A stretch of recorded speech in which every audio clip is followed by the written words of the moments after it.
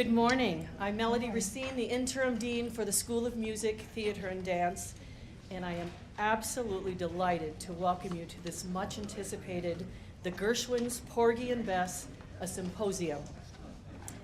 We are about to embark upon 3 days of presentations, conversations, and performances as we explore the musical, social, and historical significance of this landmark opera by George and Ira Gershwin, with book by Dorothy and DuBose Hayward. I want to take this opportunity, and I hope you will help me by welcoming these wonderful people. I want to take this opportunity to welcome some very, very special guests whom we are so honored to have with us this weekend.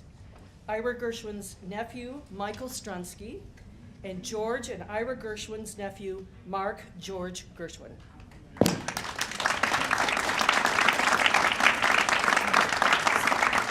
So I have to tell you just a little bit of a story.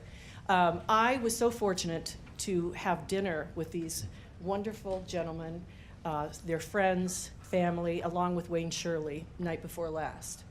And I have to tell you, you know those moments in your life when you think, this is something I will never forget, this is a moment.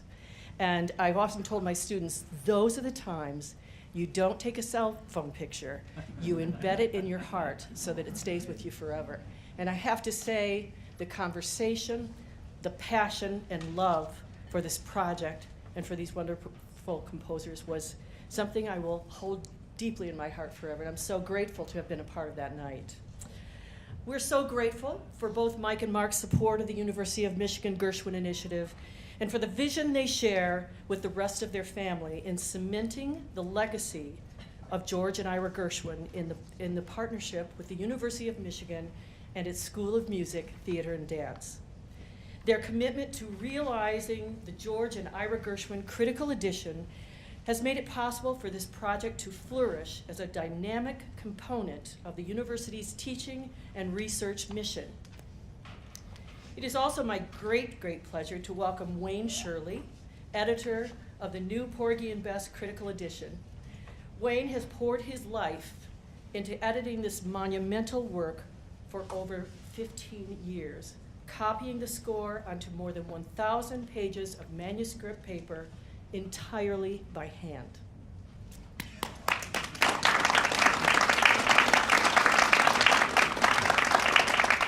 Wayne's effort on this edition has been meticulous and formidable. He has taken tremendous care to collect sources and to edit with the utmost scholarly integrity of the music, while always remaining true to the opera.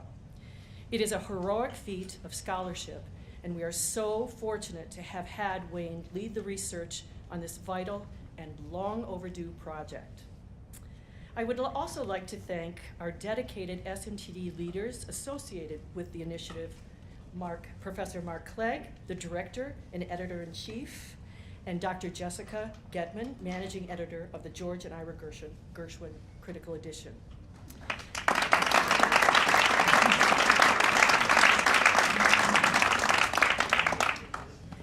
They lead a large and wonderful team of editorial assistants, engravers, researchers, including current students and postgraduate alumni.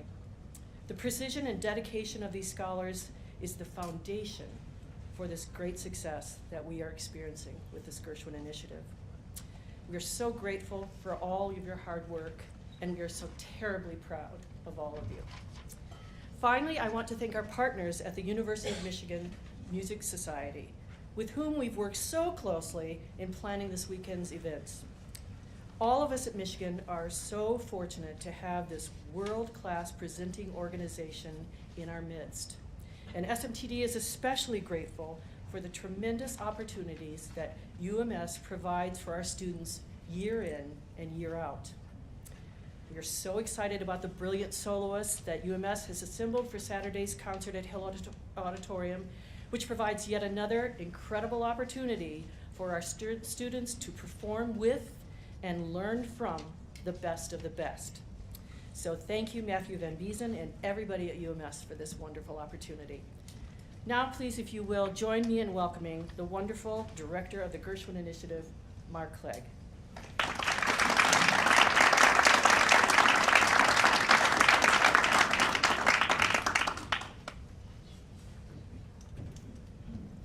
Thanks, Melody. Well, I can't believe it's here. We've been, in some ways, preparing for this date at Michigan since 2008, when Todd Gershwin sent us an email and asked if we'd be interested in working on one of the greatest composing teams in the history of all music, not just American music. And it's been a huge honor and privilege for me just to be associated with this project at all. And I think we've discovered more than I possibly imagined when we got started about these musics, about George and Ira's creativity, their teamwork, and just the amazing depth and breadth and sort of range of observation of contemporary life that's in these works. I just want to amplify what Melody said, that this is an incredible team effort between the University Musical Society, School of Music, our students in the Gershwin office, and especially Jessica Getman. I can take some credit for helping facilitate this happening, but anything that goes well today is Jessica's responsibility. And she's just been there for everything, so thank you, Jessica, and really your whole team that's there next to her, and just also Andy Kohler's here, so it really is an amazing team effort, and the amount of learning. There's Kai West, who wrote the essay that's on the MoveM Gateway right now, so it's really amazing. I also wanted to acknowledge our group that put together today's symposium. It's Naomi Andre. I think I saw Elizabeth James walk in. Are you here, Elizabeth? Yep, there she is in the back. Willie Sullivan, who's also a UMS staff member, so he's running around. You'll meet him later on today. But I think it's, this project brings the whole campus together, and I think that's one of the reasons we're so excited about the Gershwin Initiative. It's not just a research project. It's not just a project to create scores that for the first time represent as close as we can come to the vision of George and Ira Gershwin, and in this case, DuBose and Dorothy Hayward with Porgy and Bess. But it's an educational project for our campus, for our community, and for our students, both as performers, as scholars in the classroom, in symposia like today. So it's just a huge, huge undertaking, but the benefits and the range of people that's involved is really too vast to even mention today. But thank you all for making today possible, and thank you for coming to enliven our discussion. You're all assigned to ask brilliant questions. This is not a passive, just sit there kind of day. We really want an engaged conversation, and I think, for me, Porgy and Bess is incredible because it's as much about 1935 as it is about 2018.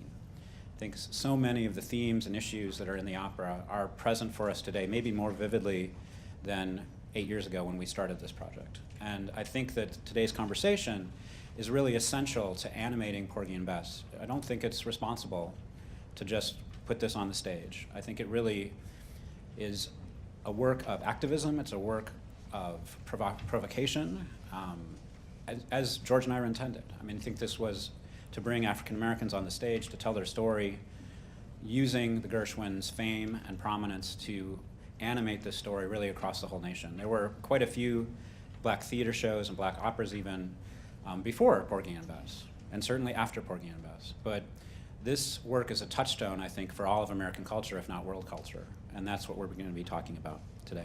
So without any further ado, let's invite our panel up. We have Bill Brickheimer, who's a conductor, probably, according to Marc, Gershwin has conducted Porgy and Bess more than anyone on the planet. We have Marc Gershwin and Mike Strunsky, who've been introduced. We have Richard Crawford coming up. Anyone else? Oh, Wayne Shirley is also going to be coming up. So please, come up on the stage. And we're going to welcome Jessica Getman, who's going to moderate this panel and further introduce everyone.